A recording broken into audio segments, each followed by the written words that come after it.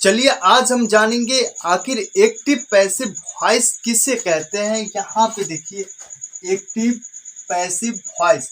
मैं आप लोगों को बता दूं पैसिव और वॉइस जो है ना ये दोनों एक ही है। आप वॉइस कहिए या पैसिव कहिए, दोनों में कोई भी अंतर नहीं है। एक्टिव जो है ये बिल्कुल इन दोनों से हटकर यानी कि अलग है। एक्टिव जो है सब्जेक्ट यानी कि खुद काम करता है, सब्जेक्ट खुद काम करता है।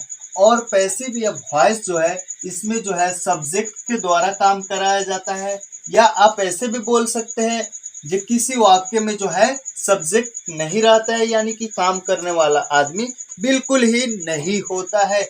चलिए यहाँ पे हम कुछ एग्जाम्पल लेकर देखते हैं, एकदम सरल भाषा में हम समझेंगे। जैसे वह अपने बच्चे को पीटता है, वह अपने बच्चे को पीटता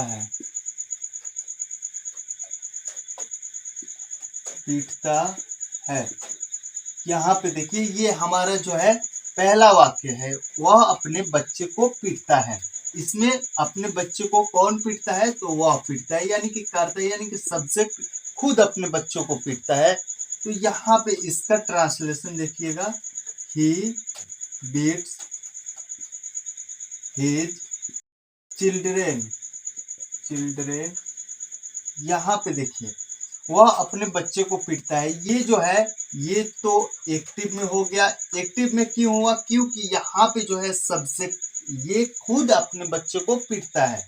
अगर हम इसी का पैसिव बनाना चाहते हैं तो वो कैसे बनेगा, उसमें जो है आप लोग तो जानते हैं जब ताहते है प्रेजेंट में रहता है तो इज एम आर का प्रयोग किया जाता है, साथ में वर्ब थ्री का प्रयोग होता है। तो ये तो आप लोग जानते हैं, इस तो बताने की जरूरत नहीं है कहाँ पे प्रयोग होता है। सिंगुलर सब्जेक्ट के साथ में इसका प्रयोग होता है, आई के साथ में एम, और प्लूरल सब्जेक्ट के साथ में आर का प्रयोग होता है। अब इसी का हम वॉइस या पैसिव बनाकर देखते हैं। यहाँ पे देखिए इसमें जो है ऑब्जेक्ट सब्जेक्ट बन जाता है, ऑब्जेक्ट जो है सब्जेक्ट बन जाता है। यहाँ पे देखिएगा हिज चिल्ड्रेन। अब यहाँ पे जो है सब्जेक्ट ये क्या है, प्लूरल सब्जेक्ट है, तो इसमें जो है आर का हम प्रयोग करेंगे।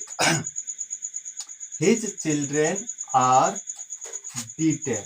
अब ये जो है बीट वर्ब 5 हो गया, बिट्स जो है। अब यहाँ पे अगर बीट रहता तो ये तो वर्ब 1 हो जाता है। जिस वाक्य में इज एम आर वर्ब 3 का प्रयोग होता है वो वाक्य जो होता है पैसिव या वॉइस में होता है। बीटेन बाई हिम, बाई लगाकर उसके बाद ये जो सब्जेक्ट रहता है एक्टिव में बाई के बाद ऑब्जेक्टिव केस का प्रयोग होता है, तो इसमें जो है बाई हिम कर देते हैं। His children are beaten by him, ये जो है आपका वाक्य पैसिव या वॉइस में बोल सकते हैं, पैसिव या वॉइस में हो गया, यानी कि इसमें सब्जेक्ट के द्वारा उसके बच्चों को पीटा जाता है। अगर यहाँ पे जिस वाक्य में अगर बाई के बाद जो है ऑब्जेक्टिव केस नहीं रहेगा या बाई नहीं लगा रहेगा तो समझिएगा इसमें जो है ये ऑब्जेक्ट जो है सब्जेक्ट आपका बन जाता है, और इसमें जो है जिस प्रकार का सब्जेक्ट रहता है उस प्रकार का वर्ब का प्रयोग किया जाता है। तो इसमें जो है आर इज एम का प्रयोग होता है, और अगर प्रेजेंट में रहता है तो, और इसके साथ में याद रखिएगा वर्ब 3 का ही प्रयोग होता है।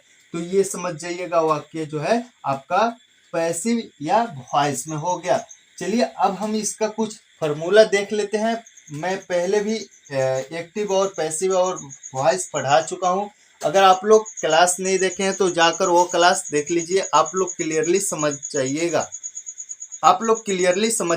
चलिए हम इसका फॉर्मूला देख लेते हैं। भाई बेगर तरीका के भाई कोई भी काम खुद से नहीं होता है, सब कोई जानता है। तो चलिए पहले इसका हम फॉर्मूला नोट करते हैं।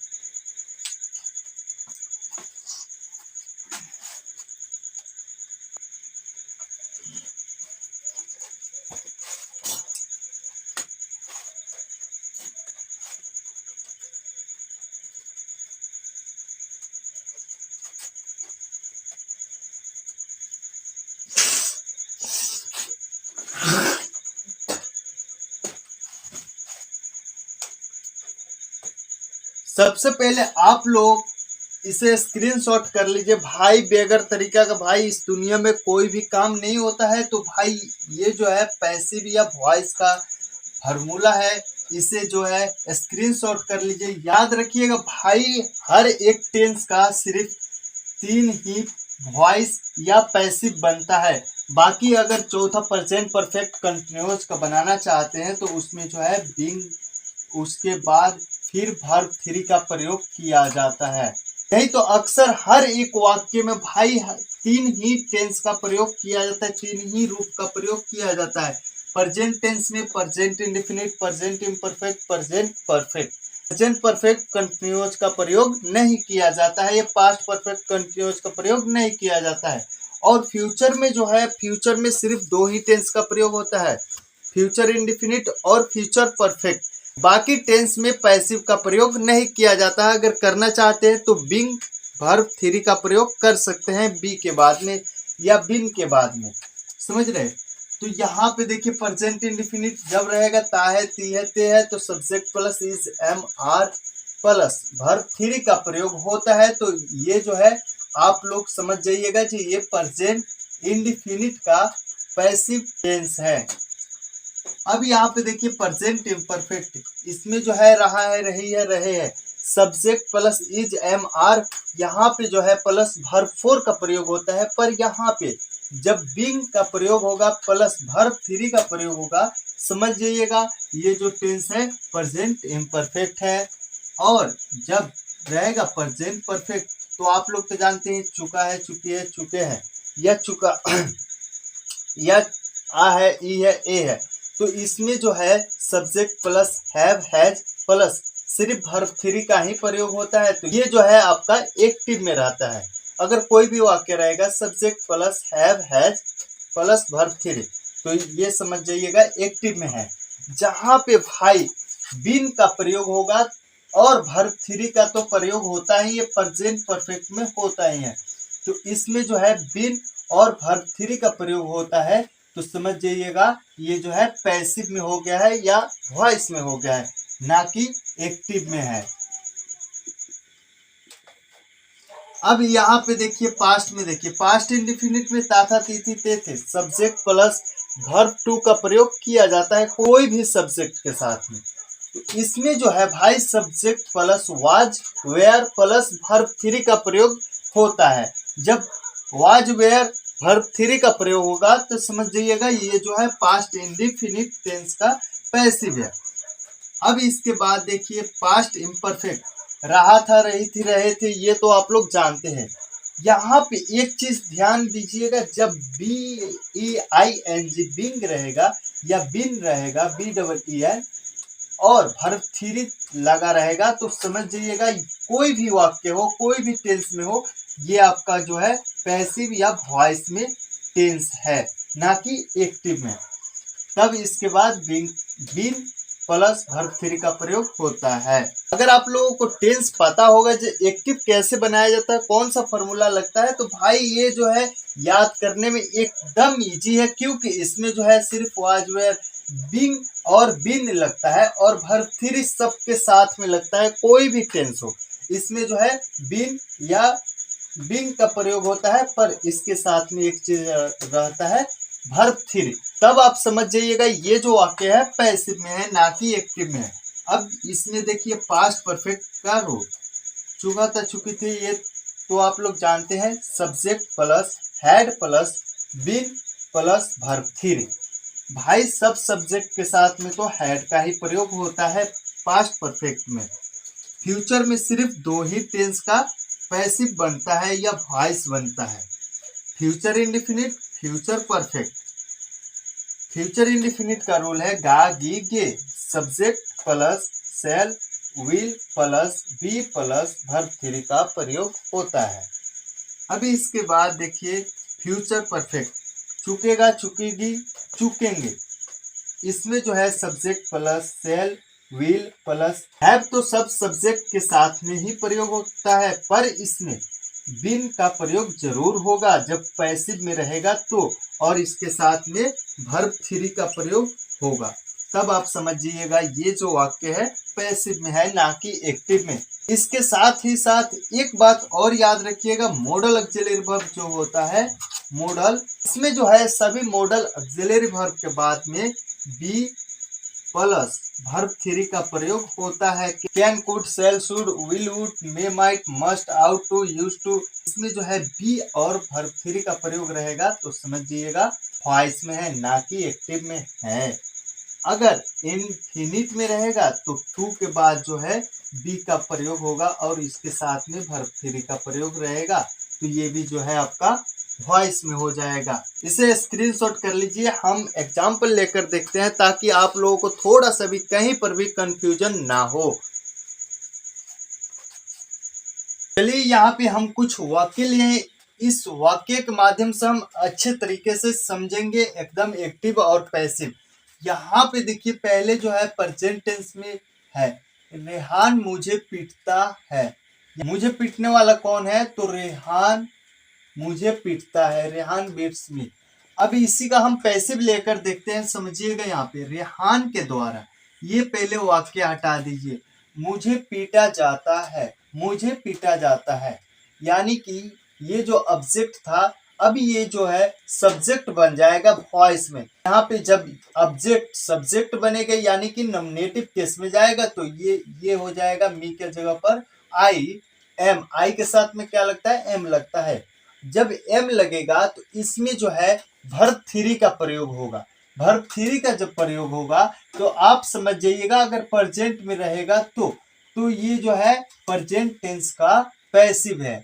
बी टेन, यहाँ पे देखिए वर्ब थ्री का भी प्रयोग हुआ है। बाई किसके द्वारा पीटा जाता है मुझे?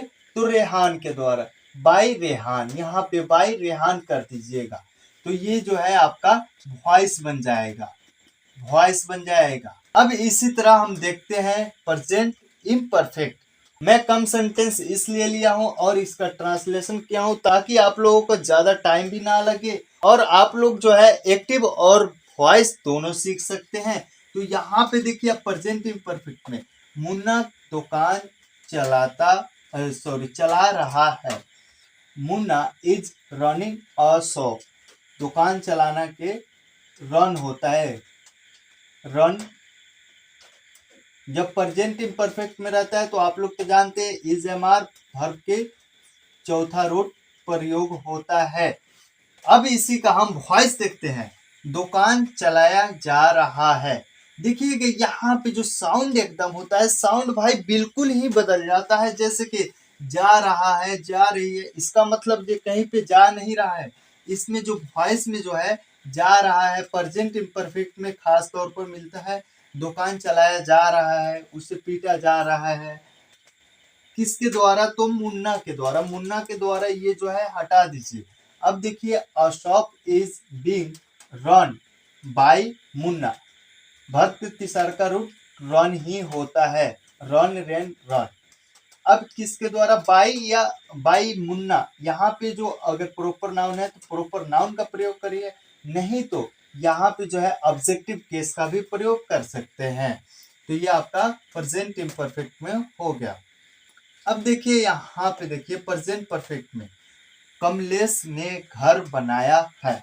किसने घर बनाया है? तो भाई सीधी सी बात है, यहाँ पे जो कमलेश है ये खुद से अपना घर बनाया है या किसी का घर एक बनाया है।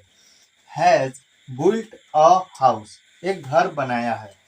अब इसी का हम पैसिव देखते हैं, कमलेश के द्वारा घर बनाया गया है। अब देखिए अ हाउस हैज। अब यहाँ पे देखिए, यहाँ पे देखिए ध्यान दीजिएगा, इसमें जो है भाई बिन नहीं लगा है, एक्टिव में है तो, और ये जो है पैसिव में है या वॉइस में है, इसमें जो है भाई बिन लगा है। हर कोई जानता है जो प्रेजेंट परफेक्ट में जो है वर्ब थ्री का ही प्रयोग होता है, पर बिन का प्रयोग नहीं होता है। अगर बिन का प्रयोग होगा और वर्ब थ्री का प्रयोग होगा तो ये समझ जाइएगा वाक्य जो है आपका वॉइस बन जाता है। यहाँ पे has been built by Kamlesh या हिम भी रख सकते हैं। इसे स्क्रीनशॉट कर लीजिए। इसी प्रकार से जो है आप एक्टिव और वॉइस में अंतर समझ सकते हैं और एग्जाम में जो है भाई बवाल मचा सकते हैं। तो चलिए यहाँ पे इसे स्क्रीनशॉट कर लीजिए। अब इसके आगे हम देखते हैं, चलिए अब हम पास्ट टेंस में पैसिव और एक्टिव समझते हैं। यहाँ पे ध्यान दीजिएगा, मैं बच्चों को पढ़ाता था। था तिथि ते थे, ये तो आप लोग जान गए जो भूतकाल यानी कि पास्ट टेंस की बात हो रही है। आई टाउट द चिल्ड्रेन, मैं बच्चों को पढ़ाता था। अभी इसी का हम पैसिव देखते हैं। मेरे द्वारा ये हटा दीजिए, बच्चे को पढ़ाया जाता था मेरे द्वारा। किसके द्वारा? तो मेरे द्वारा। तो यहाँ पे पहले देखिएगा, ये जो है जाता था, जेती थी, जेते थे, ये जा मिलेगा ही मिलेगा भाई। The children were taught by me, यानी कि मेरे द्वारा बच्चों को पढ़ाया जाता था। अब इसके बाद देखिए, ये तो हो गया पास्ट इंडिफिनिट। अब इसके बाद पास्ट इम्परफेक्ट बचा है। तो यहाँ पे देखिए, रंजन मोबाइल चला रहा था। Ranjan was using the phone. अब इसका हम पैसिव देखते हैं, रंजन के द्वारा। ये भाई हटा दीजिए। एक बात और ध्यान में रखिएगा, कोई भी वॉइस हो या पैसिव हो, उसमें जो है बाई लगा ही रहता है, और उसके बाद जो है ऑब्जेक्टिव केस या जो प्रॉपर नाउन होते हैं वो लगा होता है। तो अगर यहाँ पे रहेगा हिम, हर, ऐसा कुछ रहेगा तो भाई जब बोलेगा जे इसे पैसिव से एक्टिव में करिए, तो डायरेक्ट ये जो है नॉमिनेटिव केस में ले जाइएगा, और इसमें जो है जो टेंस में रहेगा, जो टेंस में वॉइस या पैसिव रहेगा, उसमें जो है उस टेंस का एक्टिव टेंस प्रयोग करिएगा। इतना ध्यान में रखिएगा। चलिए यहाँ पे देखिए, अब रंजन के द्वारा मोबाइल चलाया जा रहा था। इसमें जो है जा रहा था, जा रही थी, जे रहे थे, ठीक है, ये मिलेगा ही मिलेगा भाई। अब देखिए, द फोन वाज बिंग। अब इसमें जो है बिंग मिल जाएगा। इसमें जो है बिंग है क्या? बिंग इसमें जो है नहीं है। और जब पैसिव या वॉइस में रहेगा कोई भी टेंस, उसमें जो है वाज वेयर के बाद बिंग लगा रहेगा। और इसमें देखिए वर्ब का चौथा रूट प्रयोग हुआ है, और बिंग के बाद क्या हुआ है? वर्ब का तीसरा रूट प्रयोग हुआ है, यूज बाय रंजन। तो ये आपका वॉइस हो गया। अब पास्ट परफेक्ट के पैसिव और एक्टिव देखते हैं। वह गायों को पुआल खिला चुका था। He had feed the cows straw. Straw मने पुआल होता है। अब इसी का हम पैसिव देखते हैं। उसके द्वारा, ये तो हटा दीजिए भाई, गायों को पुआल खिला जा चुका था, खिलाया जा चुका था। इसमें देखिए, the cows had been feed straw by him, यानी कि उसके द्वारा गायों को पुआल खिलाया जा चुका था। उसके द्वारा गायों को पुआल खिलाया जा चुका था। ये जो है आपका एक्टिव और पैसिव। अब चलिए हम फ्यूचर में थोड़ा सा देख लेते हैं, जो भाई फ्यूचर में कैसा होता है। इसे स्क्रीनशॉट कर लीजिए। चलिए अब हम फ्यूचर टेंस का प्रयोग करते हैं एक्टिव और पैसिव में। देखते हैं, यहाँ पे देखिए, राम मेरा किताब लाएगा।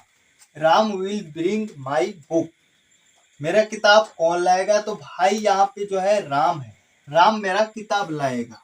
अब यहाँ पे देखिए, इसी का हम पैसिव देखते हैं। राम के द्वारा मेरा किताब लाया जाएगा। भाई मेरा किताब लाया जाएगा, कौन लाएगा? किसके द्वारा आएगा? तो भाई राम के द्वारा मेरा किताब आएगा। My book will be brought by me.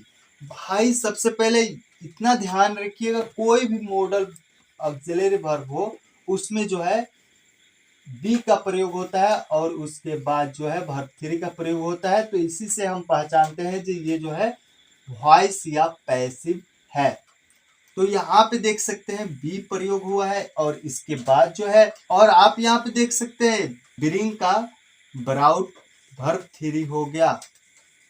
Brought जो है ये वर्ब थ्री रूट है। अब इसके बाद देखिए, तुम्हें यह काम करना चाहिए। You should do this work. इसमें जो है सलाह दिया जा रहा है, जब भाई तुम्हें यह काम करना चाहिए। ये जो है मॉडल ऑक्सिलरी वर्ब है। मॉडल ऑक्सिलरी वर्ब के बाद तो डायरेक्ट वर्ब वन ही आता है एक्टिव में सिर्फ। जब पैसिव में जाएगा तो इसमें जो है बी वर्ब थ्री का प्रयोग होता है। यहाँ पे देखिए, तुम्हारे द्वारा यह काम करना चाहिए, यह काम करना चाहिए या किया जाना चाहिए। This work should be done by you. अगर रहेगा फ्यूचर परफेक्ट में तब आप क्या करिएगा, शैल या विल, इसके बाद हैव, शैल या विल, इसके बाद जो है हैव और बीन, वर्ब थ्री का प्रयोग करिएगा। वर्ब थ्री का प्रयोग तो ऐसे में परफेक्ट में होता ही है, पर बीन का प्रयोग जरूर होता है, तो ये आपका पैसिव या वॉइस बन जाता है। इसी के साथ में हमारा आज का क्लास खत्म होता है, एक्टिव, पैसिव और वॉइस।